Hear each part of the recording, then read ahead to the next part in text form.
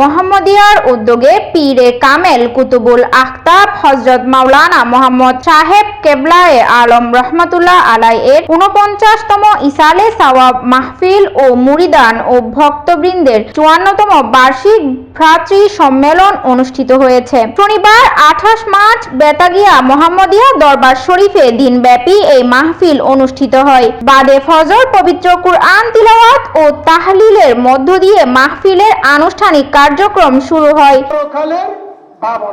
তো দিন থাকে তো মানে হায়াত থাকতে হায়াত জেন আছে ইয়ে না কেন ভালো হাজত মুঝে লাগাই না গুণ আছে না ওয়া দোয়ানো বসি অনেক কাস্টমার নাই আছে না কাস্টমার নাই তো অনেক সময় আর কি করি ব্যাপার। আমি প্রতিষ্ঠাতা সভাপতি হিসেবে আজ পর্যন্ত এই চেয়ারে আছি এবং আজকে আমাদের এই সম্মেলনটা হলো ৫৩তম সম্মেলন। আমার ফির মুর্শিদ কেবলার ফাতিহা হলো ৫৯ ধরেরা শুধু ফাতিহা করে ওরস শরীফ। আমাদের এটি ফাতিহা নয়, ওরসও নয়, আমাদের এটা হলো ভ্রাতৃ সম্মেলন। যারা আমাদের তরিকত আছে, আমার ফিরসাবুদের মুরিদের আছে, ভক্ত আছে, অনুরক্ত আছে, তাদেরই হলো এটা মিলন মেলা আজকে। ওই জন্য এটার নাম দিছি ভ্রাতৃ সম্মেলন। দিনব্যাপী বিভিন্ন ধর্মীয় কার্যক্রম শেষে বাদে এশা মিলাদ মাহফিল, আলোচনা সভা এবং আখিরি মোনাজাত অনুষ্ঠিত হয়।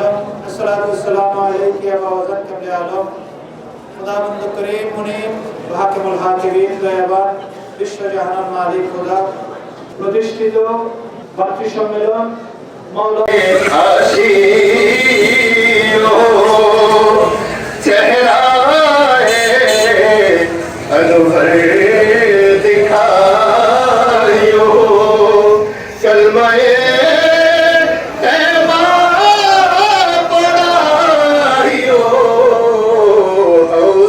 মাহফিলের আখিরি মোনাজাত পরিচালনা করেন শাহজাদা মোহাম্মদ আরিফুর রহমান। মোনাজাতে দেশ, জাতি ও মুসলিম উম্মার কল্যাণ কামনা করা হয়। পরিশেষে উপস্থিত মুরিদান ও ভক্তদের মাঝে তাবরুক বিতরণের মধ্য দিয়ে দিনব্যাপী এই ধর্মীয় আয়োজনের সমাপ্তি হয়।